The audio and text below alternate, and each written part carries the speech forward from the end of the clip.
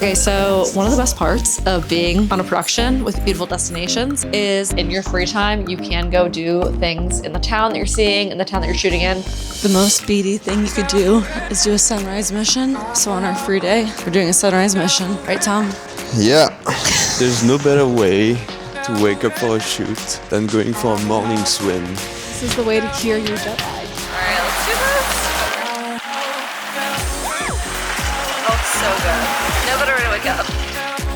So with all the madness, with all the craziness on a shoot, you can find little pockets of time to get to enjoy this and see the cities that you're shooting.